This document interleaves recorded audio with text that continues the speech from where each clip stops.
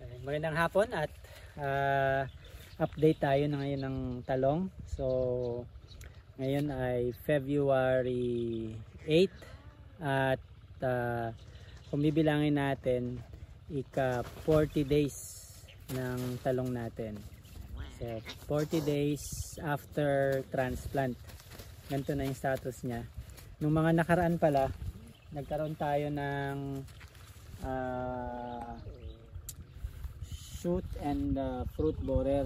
So nakapasok sila dito at marami-rami rin yung natanggal natin. Nung una kong binilang, unang upload natin, meron akong nabilang sa inyong 60, no? So siguro pangalawang araw, pangatlong araw nakakuha ko ng sabihin natin tag 50 bawat araw. So sabihin natin 150 to 200 na talbos yung nakuha natin nung last week. 150 to 200 na talbos na merong uod, ganun kadami. So ang ginawa natin, nag-spray tayo kagad at in-spray natin yung Prevaton, tapos nag-ano tayo ng gold, sinamahan natin ng gold, tapos yung bio bio Optimax nilagay na rin natin. So umepek at ayan, naka-recover yung tanim natin. Halos wala na akong makitang merong infected na talbos. Nung in-spray natin, magkasunod yun, isang araw pagitan, in-spray natin ng pangalawa application. Kaya ayan, agad-agad umepekto naman yung Prevaton, umepekto yung gold natin. Na nakita natin na talagang naitaboy, napatay yung babaeng paru-paro, yung moth na nangingitlog, at nabawasan na yung ating talbos na nalalanta. Yun kasi yung symptoms niya, no? At umayos na rin yung talong natin. Kung bibidyohan natin, ito papakita ko sa inyo, tingnan natin dahan-dahan. Maayos na yung lagay ng pananim natin, nawala na yung fruit borer. Hindi naman siguro masisiro na mawala, nandyan pa rin yan, may makikita tayo. Sa inaasahan ko sa bunga, kasi yung bunga naman naglalabasan na eh. So andun yan sa bunga, may mga nakuha na akong ilang bobot na bunga na mayroong butas. So kinukuha ko na dahil sayang lang eh, may uod na sa loob. Hindi naman nagagaling yun pag may uod na sa loob. So yun yung next na step natin, manual picking ng mga bunga na may uod. Kahit maliit pa, tanggalin na natin dahil sayang lang yung kakaining pataba. So ayun, ang isang may share ko dito sa nangyari, araw-araw talaga na pag-iikot sa farm para makita natin ang nangyayari. Makita natin na merong infection, merong hindi infection, meron kang apektadong talbos, meron ka na palang uod, meron ka ng peste, tapos action agad, spray ka kagad. So isa ring may dagdag kong lesson is, hindi effective yung 7-day interval. Ginawa ko yung sa sa Prevaton, 7 days interval yung ginawa ko eh, pero hindi umepek yung 7 days, hindi siya kinaya ng 7 days na mag-interval ka ng pag-spray. So yung ginawa ko na pangalawang attempt, gamit na yung gold, 3 days lang dapat mag-spray ka kagad, pangalawang spraying. So doon mamamatay sila. Tapos medyo taas naman ng konting dosage. Kung sinabi yung 40 ml, gawin ng 45 ml. Although hindi ko sinunod, yun yung payo sa akin dito ng mga katabi kong farmer, kagaya ni Kagulay at ng tatay niya. So nung sinunod ko yun, umepek, patay ka agad kasi gumamit na ako ng mamahalin, Prevaton tsaka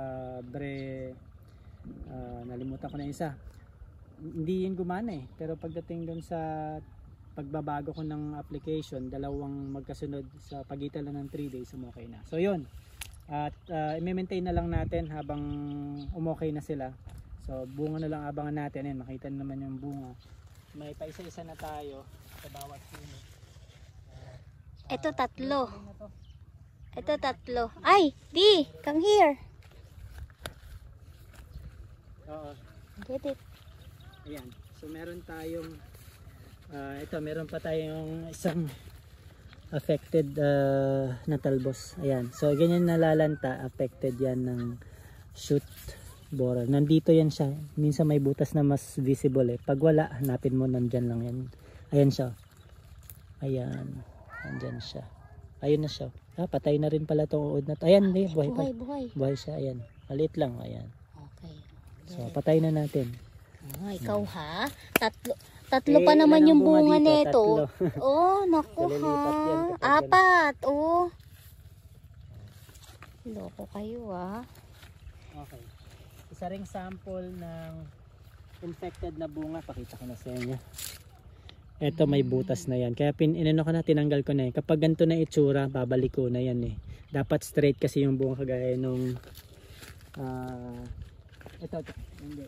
May mga affected talaga eh. So kung straight yung bunga, yun yung aasahan nating maayos. May mga trips na rin tayo and mites. Yung kulay na ganun. So far ito yung calyx niya green naman. Pero ito may bulate na to. So buksan natin para makita nyo. Ayan. Ang ganda ng pagkaka-timing. Kitang kita. So ayan po yung ating kalaban. Mas paborito nila yung bunga syempre. Kaya lang naman sila umatake dati sa talbos kasi wala pang bunga. Pero kapag may bunga na yung talong, asahan nyo, unahin nila yung bunga. So ayan. Hindi nagagaling yung talong pag nasa loob na sila eh. So kailangan patayin mo na yan. Ito. Pitasin mo na. Ayan. Ito, meron pa. So ito yung tatrabahuhin natin. Pitasin natin lahat ng talong na namamaluktot. Ganito. Namamaluktot. Dahil sigurado may uod na yan. For sure yan. Ayan. Ayun. Ayun sa loob. Ayan. Binahayan niya na. Ayan. Oh my God. Ayan. So, hindi natin mabebenta yan. So, magtatanggal tayo para maubos na natin yung uod. Torta. Ito naman, kung gusto nyo ng mauulam, pwede na tayo maghalaw. Yan, magtotorta na tayo. Good, Daddy. Yeah. Pwede tayo kumain ng torta. Yeah. There's a mini one. It's so hot. Diretso tayo dito. Silipin pa natin. Yeah, there is. Look at this. Oh, halos lahat meron na. Oh my God. Anong kalika dito? Nagukay na to. Oh my God, that's big. This is the one. Daddy, Ito yung kanina yung pangalawang pitas natin. Hindi ko nakita yung uod. Pero ito na siya. Ayan, ayun siya. Oh my God, it's can I Makikita oh, natin ang siya. dami. Wait lang, ako mag-focus. Oh, yan. Yan siya. see? Look at Oh, oh my God. Look. What's that? Let me see. Caterpillar yan. What May naghukay na talong sa ilalim. Bawasan natin. What the hell? Naghukay na. May butas na yan syempre. Ay, dahil meron na bubutasan yan? talaga. Pero makakain pa natin yan. See that Oh small my one? God, ang haba na niya. See, how about the small one? Oh God. So halos lahat ng puno may bunga na din, no? Lalabas na talaga. Oo, sa ayaw mo sa gusto, lalabas at lalabas na sila. Uy, di, what happened to this, oh? Putol? Naputol? Oo. Ayun, natamaan ka siguro yan. Putol siya. Ito namang mga aso na to, nakasunod din. Pati itong mga pusa, nakasunod din sila. Dapat kumuha kayo ng sombrero. Okay lang kababa ng araw niyo. Kaya nga, di naman ito nakakaitim. Talaga ba? Grabe, kakaitim talagang nasa isip. Uy, I see them. The shoot borer ba yan? Yung butterfly. Patayin mo na. Naku, nawala siya. Sige, daanan mo yung dinaanan niya. Sige na, para lilipat yung ulit yan. Ito siya. Patay mo na. Ayun oh. Patay mo. Hindi ko makita eh. Kayla, patay mo. Ay, Kayla din oh. Yun. Habulin mo siya. Baka matamaan yung mga talong. Daming bulaklak na ito oh. Pero parang ano no, parang madaming bunga yung mga hindi na ano di. Na-prune? Hindi na pruning. Oo, late yan. Late bloomer yan. Pero pag nag... Hoy oh. Look at this. Oh, look. Oh, nakakatawa naman. 1 week kaming hindi nakapunta dito. Ay, ito pa di. Meron pa dito oh, na lanta. Ito di, lanta. Oo, tanggalin mo na para matuto ka. Hindi ko alam kung saan eh. Ah, ayun. Hindi ko alam kung saan.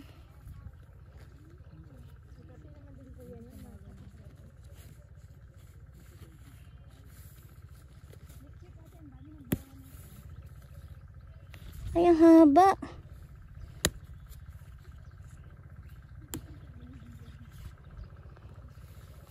Ayan, tignan nyo, bulok oh. Oh, 'di ba bulok? Maramang to, meron to sa loob. Ito, meron siya dito. Nakakuha, ala, madami talagang bunga yung mga hindi natin na na pruning. Siyempre, sa ngayon, Oh, hindi ka makagalaw na dito oh. yan ang mahirap na mag-spray. Uy. Ayan, hindi ka na makagalaw. Paano yung mag-harvest dito? Sa baba, may naghanap sa'yo sa baba. Yan sa paa mo. Oh, sige po. Oh, yan po oh. Rabis natin kuya, ulamin natin maya. Ito oh, tingnan mo yung nakuha ko. May laman siya sa loob. Oo, meron yan. For sure. Hinanap ko yung pinaka, ayan, ito yung pinaka malinis na. What that? The worm stays Look at there. the worm. Where? Maliit lang yan eh. What? Wala siya dito. Pero baka nandito yan. Okay. Nakuha ko siya eh. Ayun siya. Ayun, okay. Naputol ko naman siya. Yan siya. Kill. Where? Small lang. Ayan o. Wow. Oh. Okay. Kailangan magbawas ng So, at dahon least, sa ilalim. Wala ka na makikita ng madami. Nakaraan kasi ang dami. Uy, bakit ang dami manok doon? Kaya mo lang sila. Itim mo. Okay lang. Wala na sila ano. Naku. Tulong na rin sa'yo yan. Pwedeng ano yan. Kuha ng worm. Tinola na yan. Tinola. Ay, yung mga okra natin, o kaso nanunuyo ata sila. Hoy! Itong mga Ayaw kasi yun. sinisira nila yung mulching. So, karamihan ng bunga nandoon sa hindi na pruning. So, late tayo dito sa Oo, wala pa. Ano yan, babawi yan. Babawi. Dito, ito, ano to? Eh, putiks basa. Ito, parang lanta. Hindi na. Hindi ba? Ito.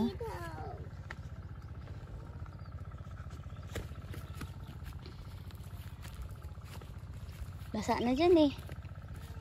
Ay, ito, tuyo. Halika dito mo. Dito makakadaan ka. Yan. Ito ang pruning. Makakadaan ka kasi talagang bawas ang So ito yung mga na-pruning. Hindi siya crowded. Pero ang pa rin naman. ang tataas nila. Ang tataas nila. Yun Oo. nga eh. Pag pinutol mo kasi, Ang yung tataas nutrients nila. akyat dito. Tatangkad siya. Sakto to by next week maglalabasan yan. Lalabas mo next week pero after 2 weeks, 3 weeks, may anin ka dito. Doon sa mga hindi na pruning doon, makakaani ka na. Agad. Ilang tudling nga yung sa hindi na pruning? Tatlo. 3. So makaka-harvest na tayo sa Pahiya ng na-pruning. Oo naman, Ito tignan mo. papahiya Pruning yan, yan, no? Pero tignan mo, double yung sanga. Oh, yan. So, ayun, ikot na natin. At bumisita na rin si Mrs. Tiningnan. Ito, update na rin natin kayo sa garden natin. Sa mini garden. Ito yung pagkukunan natin ng mailuluto sa araw-araw. Meron tayong sitaw, pipino, siling green, kamatis, talong, at kalabasa doon sa likod. Meron pa tayong itatanim ditong siling maanghang, labuyo, talong, okra. May pechay. Upot kalabasa, tsaka Ayan, meron pa, labanos may mustasa. May Tapos, papaya. so, yung talong, nakita naman ni Mrs. So, na konting-konti na lang yung may mga uod. Pero, Yes. syempre, kailangan continuous monitoring. Tanggalin sila. Yung mga prutas, yung tatanggalin natin. And also, nakabili na pala kami nito. Yan. Nakabili na ng, anong tawag dito? Kawayan para sa pangbalag ng ating talong kasi matataas na sila, so kailangan na silang lagyan ng tali dahil delikado, baka tumumba. Ayan, meron kaming nabiling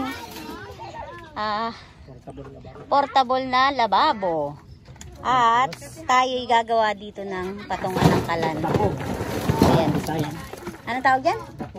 Dapog? Sa Bisaya. So, dapog daw sa Bisaya. Ayan, gagawa siya dyan. Para hindi masunog yung ilalim. So, papatong natin para Kasi nung nakaraan, nilagay ko yan na walang lupa. Nagbagay yung umusok yung ilalim kasi nga. Liso lang yung nilagay ko. So kung liso lang, talagang mag-aapoy. So ayan. So yan yung update natin. Naglagay na rin tayo ng solar lights. Ang kalat Isang solar light, isa meron pa Dalawa. doon, dalawa. dito sa loob ng Para may kubo. ilaw na sa loob kasi walang ilaw nakaraan pa. Yes. Sa labas ng ilaw. Inangin to, sigurado. Lakas Ay, ng hangin. oo. Ayan. Okay. Ayan, So, kita-kita yung tayo update bukas. natin. Susunod na upload natin bukas. Oo. Okay. Salamat sa Okay. panonood. Thank you.